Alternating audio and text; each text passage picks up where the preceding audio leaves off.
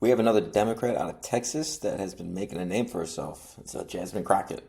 She's intelligent, she's prepared, and she's absolutely fearless. Even better, she is hilarious and knows how to hammer Trump's narcissistic ego. Go watch her, get inspired, and laugh. Then ask yourself, is this the energy that all Democrats need to be bringing? But he absolutely consistently buys into this idea or continues to put it out there that women of color somehow are low IQ. Let me be clear. I have a lot more education than he does. This is just what it is, degree-wise. I have earned my degrees. My daddy didn't have to make a phone call to get me into anything because that wasn't a possibility, okay? So we can stop playing games as if I am somehow lesser than, while he has somehow hoodwinked enough people to become president of the United States, mostly because they thought he was a good businessman, but that is just because he's a Nepo baby. I promise you, if I was a Nepo baby and maybe a man, that I probably could too be president rather quickly, even though I am unqualified. This is not what we should be doing. I don't know why we fighting with Greenland. Why we fighting with Greenland? We fighting with Canada. We fighting with Mexico. Yet we in love with Putin. What is happening? Like, this is not America.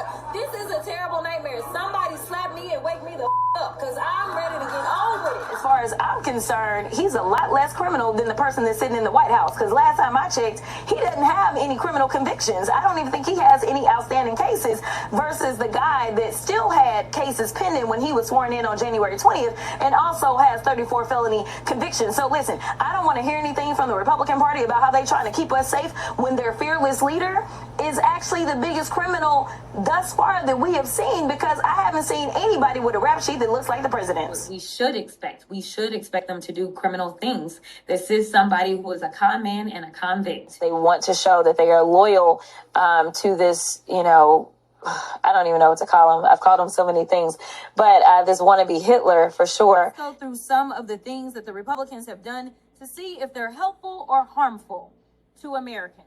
Helpful or harmful? Stripping healthcare away from 16 million people. I would say harmful. Laying off hundreds of thousands of federal workers. Harmful. Disrupting or delaying federal services such as Social Security. Harmful. Medicaid. Harmful. SNAP benefits. Harmful. Cutting billions from agencies like NIH. Harmful. EPA. Harmful. HUD. Harmful. FDA. Harmful. All right, seems like you understand the assignments. I'm here fighting for people in my district because Republicans are willing to sell out working and struggling folks in my district. And frankly, there's two, to appease billionaires and big corporations. Now, I know we've had a lot of talk about how much SNAP costs a day, and the fact is that it's only $6 a day that a person gets when they get SNAP benefits, but we've not talked about the cost of Medicaid.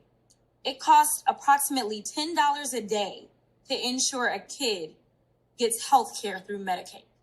So we're talking about, to take care of kids, let's say they've got SNAP and Medicaid, only $16 a day. But another thing we've not really put into perspective, we've talked about these billionaires, and we've talked about the fact that this is all to benefit them.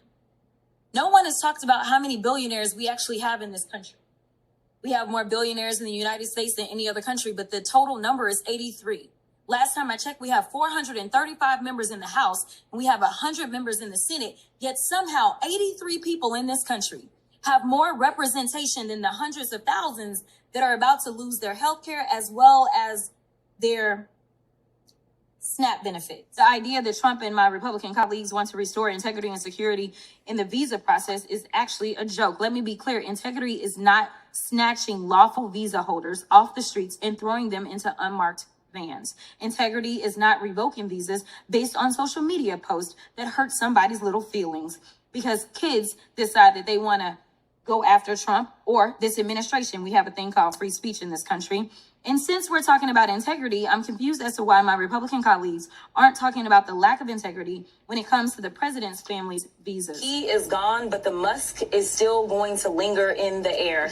We know, as you went through in your intro, that there are so many people that have been impacted by these ridiculous and not thought out cuts. And it's not just the federal workers, it's those constituents of ours, our citizens, that are being impacted the hardest wages by these cuts. And so here it is. You basically let this guy run wild. And honestly, I feel like all of the cuts to federal employees, that was nothing more than a distraction for the things that he really wanted to do, which is to make sure that there was no oversight over his companies, the companies that were under investigation. This was to kind of keep us busy and distracted. Every movement that we have ever had has been led by young people. I know that y'all look at me and y'all think that I'm young, but just know this. I am older than Medgar was when he was assassinated. I am older than Martin was when he was assassinated.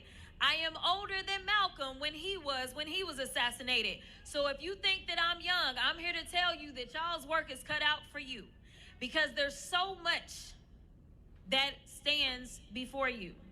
And some will tell you that there is a hill for you to climb. In fact, there is a poem that I oftentimes like to refer to. It is by Amanda Gorman. And some states wanted to say that she couldn't have her writings available as well, Florida. And it goes, for there is always light, if only we're brave enough to see it. If only we're brave enough to be it. My charge to you is to understand that your moment is not in the future. Your moment is now.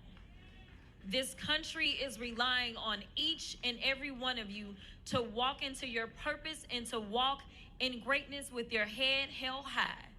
There are going to be people that tell you that you don't belong, and I am here to tell you over and over and over that you absolutely belong. There are people that are going to tell you that there is not a table in which there is a seat for you, but I am here to remind you of Montgomery and those folding chairs. Let me tell you that we know how to use a chair, whether we pulling it up or we doing something else with it. Let me be the first one to tell you that I know that y'all are ready to put your boots on the ground.